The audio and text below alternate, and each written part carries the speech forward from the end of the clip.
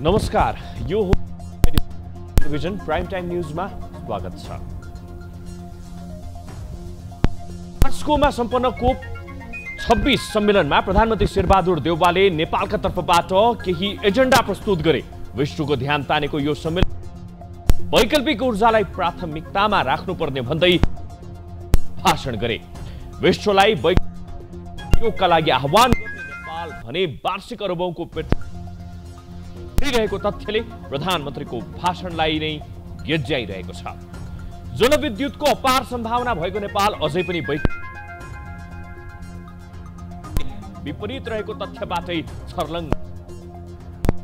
Petroleum पदार्थ र सवारी साधन आयातबाट राजस्व उठाउँदै राज्य सञ्चालन गर्ने सहज बाटो छोडेर जलविद्युत प्रवर्धनमा लाग्ने झन्झट त सरकार सञ्चालकहरू फेरि भयो लगभग भई तर विश्व व्यवहार सुधारेको भए राम्रो हुने थियो। आज लक्ष्मी पूजा नेपालीहरूका लागि विशेष दिन। आजको दिनलाई सुखरात्रि पनि भनिन्छ। दरिद्रता र नकारात्मकतालाई फाल्नका लागि घर आँगन बढार्ने र धोई पखाली गरी सफा गर्ने आम चलन छ। जसरी घरमा भएका नकारात्मक शक्ति फालिन्छ, त्यसै गरी आजका दिनले मुलुकबाटै विकृत राजनीति गर्ने दलका नेता, शिक्षा क्षेत्रलाई पैसा कमाउने नाममा माफियाकरण गर्ने व्यापारी, स्वास्थ्य क्षेत्रलाई जनताको पहुँचमा आउन दिन नचाहने लुब्ध कारोबारीलाई बढारेर फ्याल्न सकियोस्। तमोसोमा ज्योतिर्गमय अर्थात् अँध्यारोबाट उज्यालोतर्फ जाने पर्वको रूपमा मनाइने तिहारमा बालिने बत्तीले मुलुकमा फैलिरहेको निराशा, गरिबी र अशिक्षाको अँध्यारो पनि हटाउन सकोस्। धनकी देवी लक्ष्मीले आज घर घरमा घुम्दै हिँड्दा समाज र देशका लागि परिश्रम गर्ने आम नेपालीहरूको घर घरमा पुगुन्, राष्ट्रका लागि चिन्ता र चिन्तन गर्नेहरूको घरमा बास गरून् भन्ने हाम्रो कामना छ। यहाँहरू सबैलाई तिहारको शुभकामना। अब प्राइम टाइम न्यूजका हेडलाइन्स। एमसीसी को विषयमा चाँडै टुङ्गो लगाउने प्रधानमन्त्री देउवाको भनाई। सत्ता गठबन्धन पुरै रहने समय दाबी।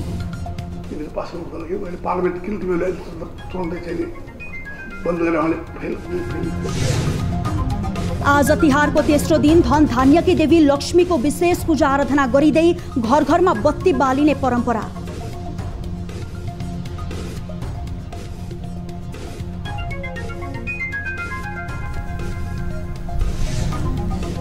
प्रचण्ड भन्दा बढी गणतन्त्रको लागि आफू लडेको केपी ओलीको भनाई।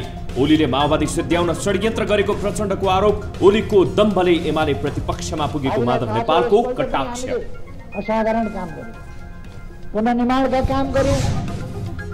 निर्वाचन आयोगद्वारा विवेकशील साझा पार्टीको वैधता अध्यक्ष रविन्द्र मिश्र पक्षलाई मिलन पाण्डे पक्षको अदालत जाने तयारी।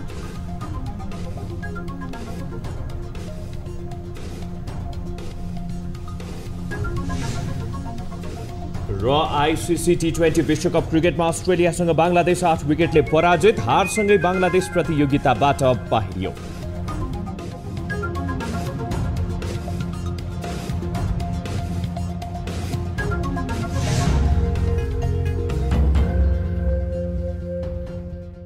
हामी निरन्तर न्यूजमा छौं। प्रधानमन्त्री शेरबहादुर देउवाले सत्ता गठबन्धन पुरै समय रहने र एमसीसी को चाँडै टुङ्गो लगाउने बताउनु भएको छ। संयुक्त अधिराज्यको ग्लासगोमा आयोजित जलवायु परिवर्तन सम्बन्धी संयुक्त राष्ट्र संघीय संरचना महासन्धिको पक्ष राष्ट्रको 26औं सम्मेलनमा भाग लिएर बिहिबार स्वदेश फर्किनुभएका प्रधानमन्त्री देउवाले विमानस्थलमा सञ्चारकर्मीहरूसँग कुराकानी गर्दै गठबन्धनमा कुनै समस्या नरहेको र पुरै समय चल्ने बताउनुभयो। प्रधानमन्त्री देउवाले कोप सम्मेलनका दौरानमा छिमेकी मुलुक भारत लगायत विभिन्न मुलुकका नेताहरूसँग महत्त्वपूर्ण विषयमा छलफल भएको पनि जानकारी दिनुभयो। सम्मेलनकै क्रममा अमेरिकी राष्ट्रपति जो बाइडेनसँग पनि नेपालको सम्बन्धका बारेमा संक्षिप्त कुराकानी भएको प्रधानमन्त्री देउवाले जानकारी दिनुभयो। जलवायु परिवर्तनको जोखिमको बढी असर नेपालमा परेको र बाढी पहिरोजन्य विपदका घटना बढेको प्रति ध्यानाकर्षण गराउँदा अन्य मुलुकले चासो लिएको पनि उहाँले बताउनुभयो। प्रधानमन्त्री देउवाले अमेरिकी सहयोग परियोजना एमसीसी का उपकार्यकारी प्रमुखसँग भएको भेटघाटका क्रममा नेपाल एमसीसी को पक्षमा रहेको र आवश्यक प्रक्रिया पूरा गरेर यसलाई चाँडै टुङ्गो लगाउने भन्ने विषयमा कुराकानी भएको पनि जानकारी दिनुभयो। एमसीसी को संबंधमा अब चाहिँ यो अब कहिलेसम्म पास हुने तौरले भन्दै चाहिँ मैले पनि हाम्रो चाहिँ अहिले हाम्रो चाहिँ कोअलिसन पार्टनर छन् त्यसको सम्बन्धमा कुरा भइरहेको छ। हामीहरू चाहिँ अब छिटै पत्रकार सम्मेलन गरेर हामी चाहिँ पास गराउने हाम्रो चाहिँ यो प्रतिनिधि मैले साइन गरेरै पठाएको छु त तिमीले पास गर्नु पर्दाखेरि अहिले पार्लिमेन्ट किन तिमीले अहिले तुरन्तै चाहिँ बन्द गरेर उहाँले फेल बन्द गरेर हुँदैन पास गर्नु मैले अर्कै कारणले पार्लिमेन्ट हाल्नु गरे हो चाहिँ। प्रधानमन्त्री देउवा कार्तिक 15 र 16 गते संयुक्त अधिराज्यको ग्लासगो नगरमा आयोजना भएको जलवायु परिवर्तन सम्बन्धी संयुक्त राष्ट्र संघीय संरचना महासन्धिको पक्ष राष्ट्रको 26औं सम्मेलन COP26 मा भाग लिएर नेपाली प्रतिनिधि मण्डलको नेतृत्व गर्दै स्वदेश फर्कनु भएको हो। यमपञ्चक अर्थात् तिहारको तेस्रो दिन आज धनधान्यकी देवी लक्ष्मीको विशेष पूजा आजा गरी लक्ष्मी पूजा गरिँदैछ। यमपञ्चकको तेस्रो दिन कार्तिक कृष्ण औँसीको साँझ ऐश्वर्य धनधान्य र सम्पन्नताकी देवी लक्ष्मीको पूजा आराधना गरी श्रद्धा भक्तिपूर्वक लक्ष्मी पूजा पर्व मनाउने गरिन्छ। यस दिन दीपावली गर्दै शुक्ररात्रिको पूजाका लागि साँझ आँगनदेखि मूलढोका हुँदै लक्ष्मी स्थापना गरी पूजा गर्ने कोठासम्म गाईको गोबर र रातो माटोले लिपपोत गरेर चामलको पिठो र अबिरले लक्ष्मीको पाइला बनाई उनी आउने बाटो देखाइन्छ। दीपावली गरिसकेपछि पूजा कोठामा दियो कलश र गणेश सहित लक्ष्मी स्थापना गरेर गरगहना पैसा धान चामल फलफूल सेलरोटी र फूलमाला चढाई विधिपूर्वक लक्ष्मीको पूजा आराधना गरिन्छ। लक्ष्मी पूजापछि कन्या र छोरी चेलीलाई लक्ष्मीको प्रतीक मानी पूजा गरी दक्षिणा समेत दिने प्रचलन रहेको छ। लक्ष्मी पूजाकै दिनदेखि साँझ युवतीहरू समूह बनाई घर घरमा भैलो खेल्ने पनि परम्परा रहेको छ। महाकवि लक्ष्मी प्रसाद देवकोटाको 113औं जन्म जयन्ती बिहिबार विभिन्न कार्यक्रमको आयोजना गरी मनाइएको छ।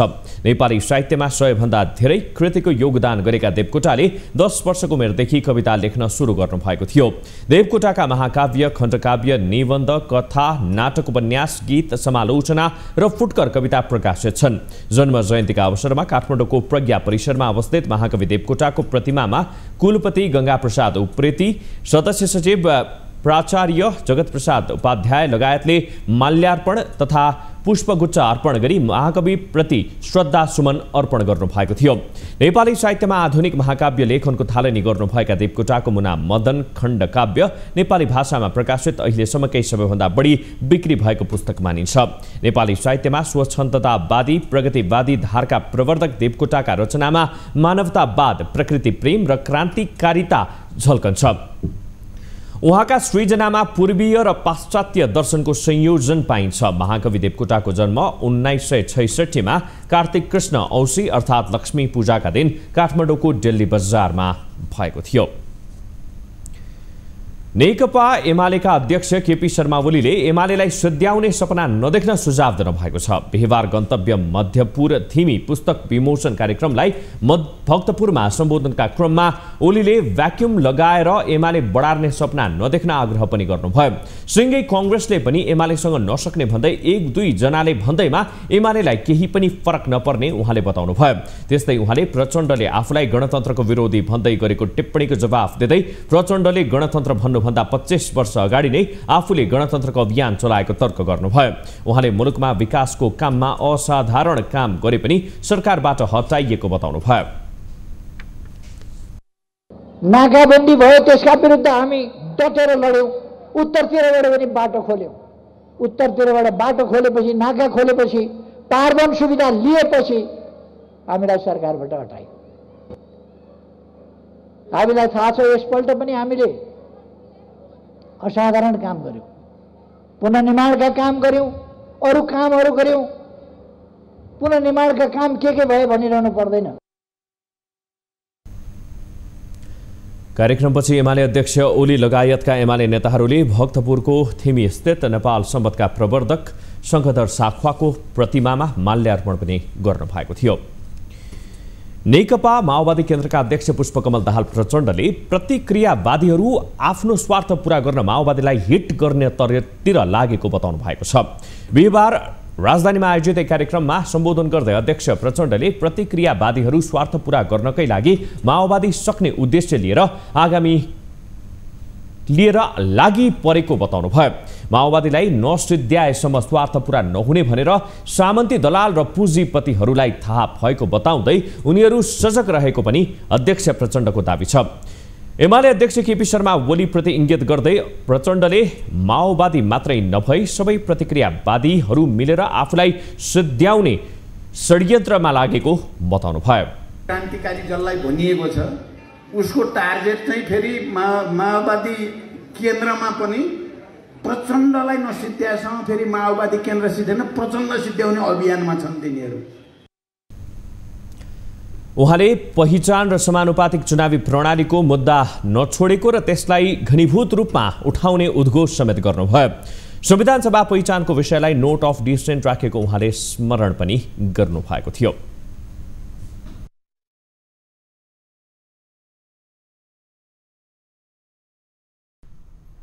हामी निरन्तर न्यूजमा छौं। नेकपा एकीकृत समाजवादीका अध्यक्ष माधव कुमार नेपालले केपी ओलीको दम्भले एमालेले केन्द्रीय सरकार र प्रदेश सरकार गुमाउनु परेको बताउनु भएको छ। भक्तपुरमा आयोजित एक कार्यक्रममा अध्यक्ष नेपालले सो कुरा बताउनु भएको हो। उहाँले 9औं महाधिवेशनमा ओलीलाई जिताएर भूल गरेको र त्यही दिनदेखि एमालेको दुर्भाग्य सुरु भएको टिप्पणी समेत गर्नुभयो। एमाले पार्टीले गलत बाटो लिन थालेपछि आफूहरू नयाँ पार्टी खोल्न बाध्य भएको बताउनुभयो। न्यायको पक्षमा उभिएको छ भने आत्तिनु पर्ने केही आवश्यकता छैन। नराम्रो गर्नु छ भने खराब काममा जुटेको छ भने लुकी हिँड्छन् त्यस्ताहरू। राम्रो गर्नु छ भने सिना तानेर एकदम अगाडि बढिन्छ। राष्ट्रिय सभाको निर्वाचन र स्थानीय तहको निर्वाचन चैतमा हुने बताउँदै उक्त निर्वाचन र केन्द्र तथा प्रदेशको उपनिर्वाचनमा 5 दलको गठबन्धन हुने र यसलाई कसैले भत्काउन र टुटाउन नसक्ने पनि उहाँले दावी गर्नुभयो। निर्वाचन आयोगले विवेकशील साझा पार्टीको वैधता अध्यक्ष रविन्द्र मिश्र पक्षलाई दिएको छ।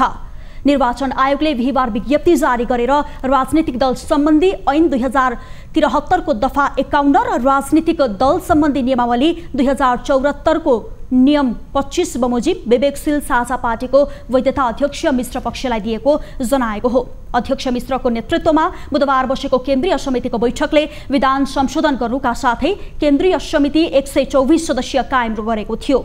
सोही अनुसार विवरण अध्यावधिक गर्न पठाएको पत्रलाई आयोगले स्वीकार गरेको जनाएको हो। विवेकशील साझा पार्टीको संशोधित विधानमा संयोजक मिलन पाण्डेको अधिकार खोसिएको छ। त्यस्तै संघीयता खारेजी र धर्मनिरपेक्षता बारे जनमत संग्रहको पक्षमा उभिएको छ। विवेकशील र साझा पार्टी बीच एकता गर्दा बनेको विधानमा केन्द्रीय समितिको बैठक अध्यक्ष मिश्र र संयोजक पाण्डेको सहमतिमा मात्र बस्ने उल्लेख थियो। तर संशोधित विधानमा भने बैठक बोलाउने अधिकार अध्यक्षलाई मात्र दिएको छ। निर्वाचन आयोगको निर्णय विरुद्ध कानून उपचार खोल्ने मिलन समूहले तयारी गरेको छ। प्रदेश एकका मुख्यमन्त्री राजेन्द्र कुमार राईले भीम आचार्य नेतृत्वको प्रदेश सरकारले गरेको कामका विषयमा पुनरावलोकन गरिने बताउनु भएको छ।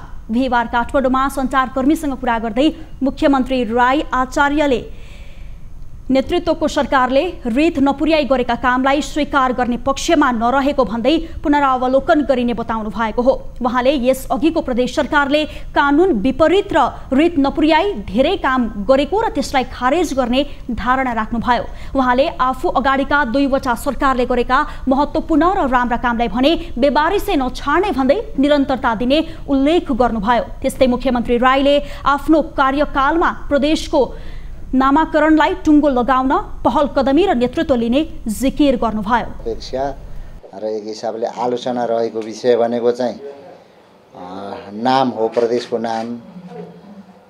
यो चाहिँ मेरो आफ्नो कार्यकालभित्र म पुरा गर्छु, प्रदेशको नाम राख्छु। अब राख्छु भन्ने भाषा प्रयोग गर्दाखेरि मुख्यमन्त्रीले तोक्ने भन्ने जस्तो लाग्ला, तर पहल कदमी नेतृत्व गरेर त्यसलाई टुङ्ग्याउँछु। उहाँले प्रदेशको बजेट अत्यन्तै सानो रहेको र बजेटको आयतनलाई ठूलो बनाउन प्रयास गरिने जानकारी दिनुभयो। तत्कालीन प्रधानमन्त्री केपी शर्मा ओली नेतृत्वको सरकारले प्रभावकारी रूपमा संसद चलाउन नसकेको आरोप लगाउँदै गठबन्धन नेतृत्वको सरकार बन्यो। नयाँ सरकार बनेसँगै संसद प्रभावकारी रूपमा सञ्चालन हुने जनअपेक्षा थियो। प्रतिनिधि सभाको 9औं र राष्ट्रिय सभाको 10औं अधिवेशन आह्वान पनि गरियो, तर संसद अधिवेशन सञ्चालन हुने अवधिभर शोक प्रस्ताव पारित गर्ने र विषयगत समितिका वार्षिक प्रतिवेदन पेश गर्ने बाहेक अन्य काम भने हुन सकेन। एक रिपोर्ट। प्रतिनिधि सभाको 9औं र राष्ट्रिय सभाको 10औं अधिवेशन पनि सफल बन्न सकेन। संसद चालु अधिवेशन गत भदौ 23 गते आह्वान गरिएको थियो। राष्ट्रिय सभा र प्रतिनिधि सभामा एमाले अधिवेशन अवधिभर अवरोध गर्यो। एमालेको अवरोधका बीच संघीय संसदको चालु अधिवेशनमा बजेट पारित गरियो। बजेट पारित गर्नुका अलावा संसदको यो अधिवेशनले अन्य काम गर्न सकेन।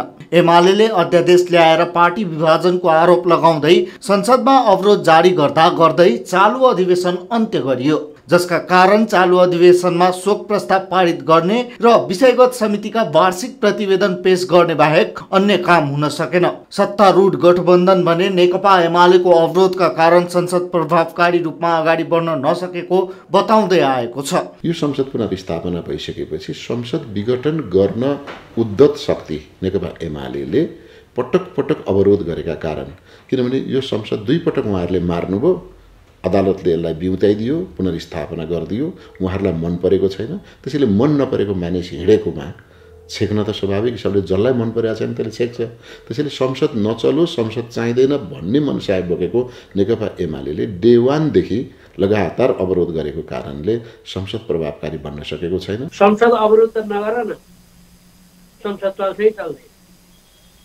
संसद अवरोध त आफै गर्ने अनि संसद चलाउन सकेन भन्ने, संसद अवरुद्ध गर्ने कुन कानुनमा छ? तर प्रमुख प्रतिपक्षी दल नेकपा एमालेका नेता यसलाई स्वीकार गर्न तयार देखिँदैनन्। सरकारले अध्यादेश मार्फत मुलुक चलाउन खोजेको र अध्यादेश ल्याएर नेकपा एमाले विभाजन गरिएकाले संसद अवरोध गर्नु परेको उसको भनाइ छ। संसद जसरी सञ्चालन गर्नु पर्थ्यो, संसदमा जसरी छलफल गर्नु पर्थ्यो, संसदमा कायम भएका विधेयकहरू फिर्ताले अध्यादेश मार्फत मुलुकलाई स्वेच्छाचारी ढङ्गले सञ्चालन गर्न खोजिँदैछ। यो सबै कुराले नै के स्पष्ट गर्छ भने यो गठबन्धन सरकार सञ्चालनको निम्ति, संविधानको क्रियान्वयनको निम्ति, लोकतान्त्रिक स्थायित्वको निम्ति यो गठबन्धन अयोग्य छ, असक्षम छ। सत्तारूढ दल र प्रमुख प्रतिपक्षी दल बीचको टसलका कारण 2 पटक सर्वोच्च अदालतको परमादेशबाट पुनर्स्थापना गरिएको संसद प्रभावकारी बन्न सकेन, जसका कारण नागरिकता सम्बन्धी विधेयक, लोकसेवा आयोग सम्बन्धी विधेयक, संघीय निजामती कर्मचारी सम्बन्धी विधेयक र प्रहरी सम्बन्धी विधेयक जस्ता मुलुकलाई दीर्घकालीन प्रभाव पार्ने विधेयकहरू त्यत्तिकै थन्किएर बसेका छन्। लामो समय र रकम खर्चिएर तयार पारिएका विधेयकहरू त्यत्तिकै थन्किएर बस्दा मुलुकको अर्बौं रकम बालुवामा पानी राखे जस्तै बनेको छ। संघीय संसद सचिवालयले दिएको जानकारी अनुसार विभिन्न चरणमा 55 वटा विधेयकहरू विचाराधीन अवस्थामा रहेका थिए। न्यूज 24 टेलिभिजनका लागि क्यामेरामा विनोद बजगाईका साथमा सरोज बस्यालको रिपोर्ट। आज मादल बजेको किन गाउँघर दुनियाँ बिउझाउन, जनकवि केशरी धर्मराज थापाको गीतले भने जस्तै गाउँघर बिउझ्याउने प्रतीकका रूपमा मादललाई लिइन्छ। अझ तिहारको देउसी भैलोमा मादलको ताल अनिवार्य नै हुन्छ, तर युवा पुस्तामा पश्चिमा गीत सङ्गीत मोह बढ्नुका साथै पुरानो पुस्ताले ज्ञान हस्तान्तरण गर्न नसक्दा नेपाली बाजा मादल लोप हुने संहारमा पुगेको छ। एक रिपोर्ट। नेपालमा मात्र बजाइने मौलिक र लोकप्रिय बाजा हो मादल। हरेक जात जाति तथा सम्प्रदायमा लोकप्रिय भएकै कारण नेपाली गीत सङ्गीतमा यसको विशिष्ट स्थान छ।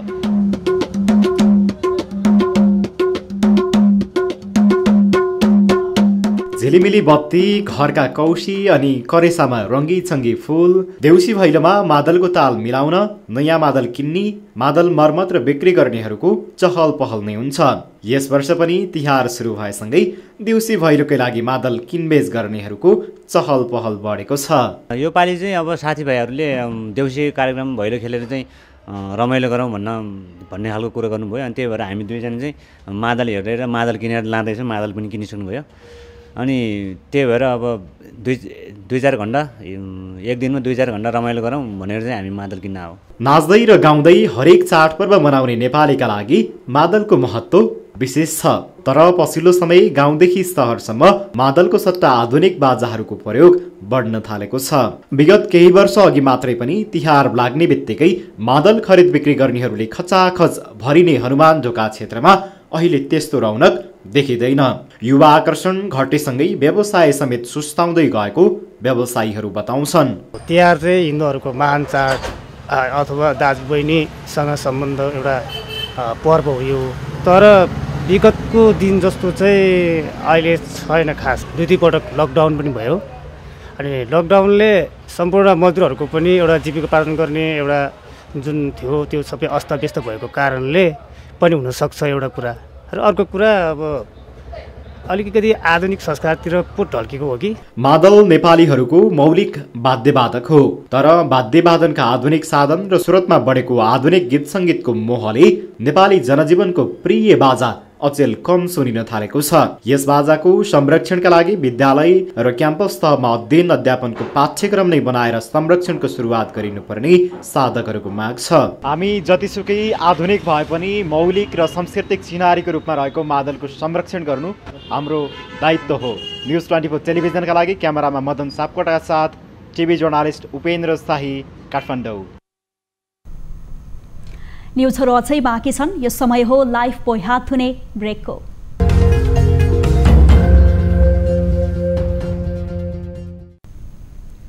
हामी निरन्तर न्युजमा छौँ। नेपालीहरूको दोस्रो ठुलो पर्व तिहार सुरु भएसँगै सुदूरपश्चिमकै मुख्य व्यापारिक केन्द्र धनगढी बजार भने सुनसान जस्तै भएको छ। नेपाल भारत सीमावर्ती गौरीफन्टा नाका खुलेसँगै यस क्षेत्रका उपभोक्ता किनमेलका लागि भारतीय बजारमा जान थालेपछि धनगढी सुनसान बनेको हो। भारतीय बजारमा नेपालको तुलनामा निकै सस्तो सामान पाइँदा उपभोक्ताहरूलाई सहज भए पनि सामानको गुणस्तर भने कमसल हुन्छ कि भन्ने आशंका पनि त्यत्तिकै छ। एक रिपोर्ट। कैलाली कञ्चनपुरका सीमावर्ती भारतीय बजारमा नेपाली उपभोक्ताको चाप बढेपछि व्यापारीहरूलाई भ्याइ नभ्याइ भएको छ। दैनिक उपभोग्य वस्तुहरू नेपाली बजारको तुलनामा भारतीय बजारमा निकै सस्तो पाइने भएकाले छिमेकी सीमावर्ती बजार बनगौवा पलिया लगायत अन्य ठाउँमा नेपाली उपभोक्ताहरूको भिड लाग्ने गरेको छ। नेपाली बजारको भन्दा सस्तो सामान पाइने भएकाले आफूहरू किनमेलका लागि आएको उपभोक्ताहरू बताउँछन्। धनगढी भन्दा अलिकति बेसी नै सस्तो महँगो रहेछ भनेर बनगाउँसम्म पुगेर आएको। बनगाउँबाट अब अलिकति पैसा बच्छ कि अलिकति प्रफिट हुन्छ होइन आफूले घर परिवार चलाउन यस्तै हुन्छ भनेर बजारसम्म बनगाउँसम्म पुगेर सामान लिएर आएको। बनगाउँ गएर अलिकति सामान लिएर आएको दालचिनी होइन अलिकति सस्तो हुनाले गएको। म त किन जान्थेँ होइन अब नेपालमा पनि पाउँछ पाउँछ होइन त्यही हो अलिकति दुई पैसाको लोभ लाग्छ कि त्यसले मात्र हो अरू केही पनि छैन। नेपाली बजारमा चाडपर्वकै बेला दैनिक उपभोग्य वस्तुको मूल्य वृद्धि भएपछि बाध्य भएर सीमा पारी जानु परेको उनीहरूको भनाइ छ। यता नेपाली स्थानीय बजार यति बेला सुनसान जस्तै बनेका छन्। उता भारतीय बजारमा त्यही सामान निकै सस्तो मूल्यमा पाइएको उपभोक्ताको दाबीमा नेपाली व्यापारीहरू भने सामानको गुणस्तरबारे प्रश्न गर्छन्। सस्तो नै भनेर गुणस्तरहीन सामान किन्न नहुने नेपाली व्यापारीहरूको भनाइ छ। नेपालीहरू चाहिँ अब गुणस्तर नचिन्नेहरू चाहिँ सस्तो पाउँछ भन्छन्। सबै अब उता पारी बजारतिर जान्छन् होइन। त्यसले गर्दाखेरि हाम्रो चाहिँ व्यापारमा चाहिँ धेरै ऊ चाहिँ भइराखेको छ होइन। त्यसले गर्दाखेरि चाहिँ अब त्यहाँ चाहिँ अलिकति पहिला चाहिँ अब कोभिडले गर्दाखेरि नाका बन्द हुँदाखेरि चाहिँ अलिक खास ठिकै थियो। अहिले नाका खुलेको हुनाले चाहिँ अहिले चाहिँ व्यापार चाहिँ हाम्रो साह्रै दयनीय स्थितिमा छ। अहिले दैनिक हजारौंको संख्यामा नेपाली उपभोक्ताहरू गौरीफन्टा नाका हुँदै भारतीय बजारमा किनमेलका लागि जाने गरेका छन्। त्यसमध्ये अधिकांश जसो न्यून आय स्तर भएका उपभोक्ता छन्।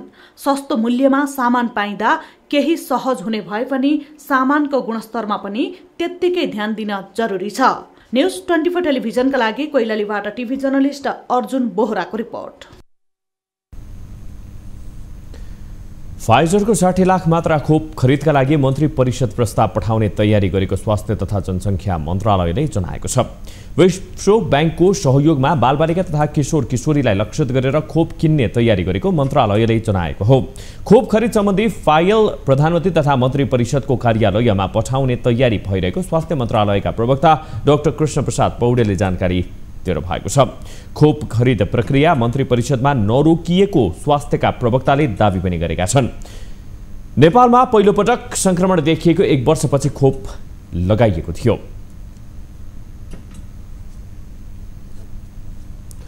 मकवानपुरको ऐतिहासिक चिसापानी गढी क्षेत्रको संरक्षण तथा पूर्वाधार निर्माणका लागि शिलान्यास गरिएको छ। 2 वर्षभित्र निर्माण सम्पन्न गर्न गरी 3,07,01,000 रुपैयाँ लागतमा शिलान्यास गरिएको हो। गाउँपालिकाको कफहलमा संस्कृति पर्यटन तथा नागरिक उड्डयन मन्त्रालयको 70% र भीमफेदी गाउँपालिकाको 30% लगानीमा पर्यटकीय क्षेत्रको रूपमा विकास गर्ने गरी ऐतिहासिक गढीको संरक्षण गर्न लागि हो। करिब 4 बिघा जमिनमा यो फैलिएको छ। समस्याहरूको रूपमा तोपहरू खिरहेको छ, जीर्ण हुँदै गएको छ, तोपका गोलाहरू हराउने समस्याहरू, गढीको पर्खालहरू विभिन्न कारणले भत्किने र चर्किने क्रमहरू, जग्गा हडप्ने समस्या र अन्यत्र सार्ने र बटुक भैरव मन्दिर भएको जुन बिल्डिङ छ त्यो जीर्ण अवस्थामा रहेको छ भने कारागार योभन्दा अगाडिको कारागार भत्किएको अवस्थामा छ। ऐतिहासिक बडा हाकिमको भवन, पुरानो भीमफेदी कारागार, बटुक भैरवको मन्दिर, तत्कालीन राजकीय परिवेशमा सुरक्षा जाँच चौकी र तोपहरूका लागि यो गढी परिचित छ। पूर्वाधार निर्माणको शिलान्यास गर्दै नेपाली सेनाका प्रधान सेनापति प्रभुराम शर्माले ऐतिहासिक महत्त्वका गढीहरूको संरक्षण गर्नुपर्नेमा जोड दिनुभयो। तपाईँ हाम्रा पुर्खाहरूले हाम्रो वासस्थान, हाम्रा दिदीबहिनी दाजुभाइहरूलाई, हाम्रो समाजलाई बचाउनको लागि लडाईँ लड्न तयार गरेका ठाउँहरू हुन्। पछिल्लो समयमा गढीहरूको प्रयोग भयो। त्योभन्दा पहिला पुलहरू, गाउँ पनि गरियो। निर्माण कार्यका लागि गत कार्तिक 7 गते निर्माण व्यवसाय कम्पनी अनक माउन्टेन गोलेजेवीसँग 3,07,00,000 रुपैयाँमा ठेक्का सम्झौता छ। कुल 28 करोड रुपैयाँको गुरु योजना सहित अघि बढाइएको यस आयोजनाको लागि चालु आर्थिक वर्षमा 5 करोड रुपैयाँ विनियोजन गरिएको छ। अब बिजनेस न्यूज।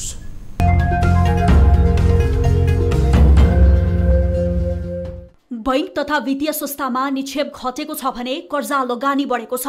कार्तिक महिनाको 2 सातामा निक्षेप 22 अर्ब रुपैयाँले बढेको छ भने कर्जा लगानी 19 अर्ब बढेको हो। नेपाल राष्ट्र बैंकले ब्याज दरमा नीतिगत हस्तक्षेप गरे पनि वित्तीय प्रणालीबाट 20 अर्ब बाहिरिएको हो। असोज अन्तिम साता प्रणालीमा 42 खर्ब 69 अर्ब रुपैयाँ रहेको थियो। कार्तिक दोस्रो सातासम्ममा निक्षेप घटेर 42 खर्ब 47 अर्बमा आइपुगेको हो। कर्जा लगानीमा भने यो अवधिमा 1 अर्ब घटेको हो। दोस्रो सातामा 20 अर्बले बढेको छ। असोज अन्तिम साता बैंक तथा वित्तीय संस्थामा कर्जा लगानी 39 खर्ब 98 अर्ब रुपैयाँ थियो। कार्तिक दोस्रो सातासम्ममा भने बढेर 40 खर्ब 18 अर्ब रुपैयाँ पुगेको छ।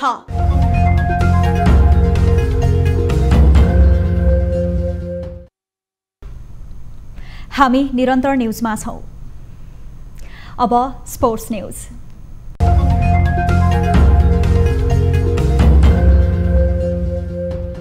आईसीसी विश्वकप क्रिकेटमा बंगलादेश विरुद्ध अस्ट्रेलियाले शानदार जित हात पारेको छ। दुबईमा बिहिबार अस्ट्रेलियाले बंगलादेश विरुद्ध 8 विकेटको शानदार जित हात पारेको हो। 74 रनको सामान्य लक्ष्य अस्ट्रेलियाले 6.2 ओभरमा 2 विकेट गुमाएर पूरा गर्यो।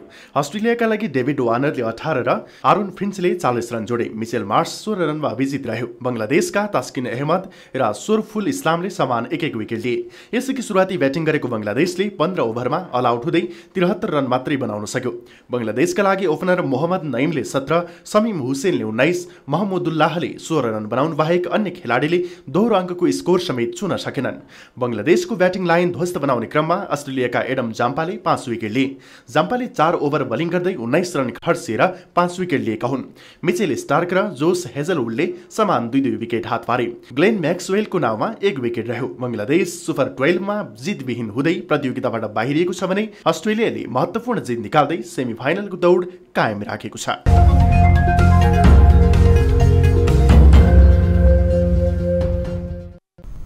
अब 24 वेदर।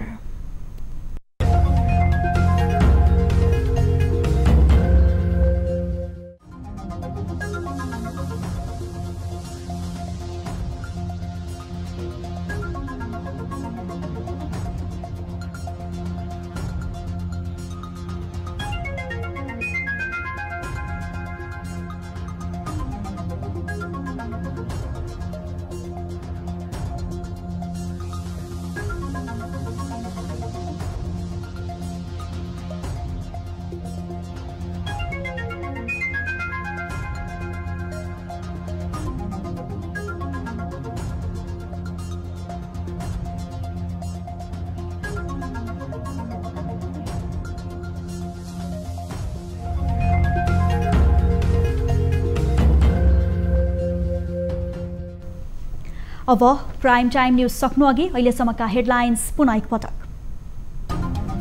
एमसीसीको विषयमा चाँडै टुङ्गो लगाउने प्रधानमन्त्री देउवाको भनाई, सत्ता गठबन्धन पुरै समय रहने दावी।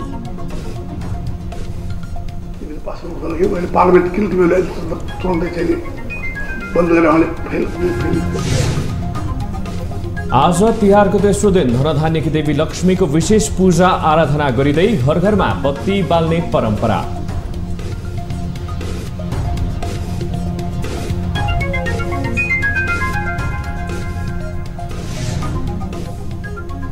प्रचण्डभन्दा बढी गणतन्त्रका लागि आफू लडेको केपी ओलीको भनाई, ओलीले माओवादी सिद्ध्याउन षड्यन्त्र गरेको प्रचण्डको आरोप, ओलीको दम्भले एमाले प्रतिपक्षमा पुगेको माधव नेपालको कटाक्ष। पुनर्निर्माणका काम गर्यौं। निर्वाचन आयोगद्वारा विवेकशील साझा पार्टीको वैधता अध्यक्ष रविन्द्र मिश्र पक्षलाई, मिलन पाण्डे पक्षको अदालत जाने तयारी।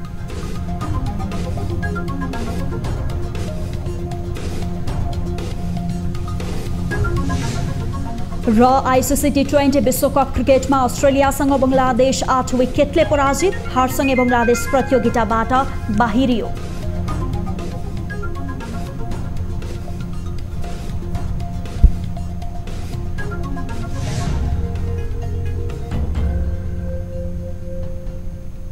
प्राइम टाइम न्युज अहिलेलाई यति नै। जाँदा जाँदै ताली र गालीका लागि हामीले सोधेको प्रश्न, राजनीतिक दल 3 का शीर्षदेखि तल्लो तहका नेताहरू भाषण गर्ने नाममा एक अर्काप्रति हदैसम्म झरेर टिप्पणी गर्ने गरेका छन्।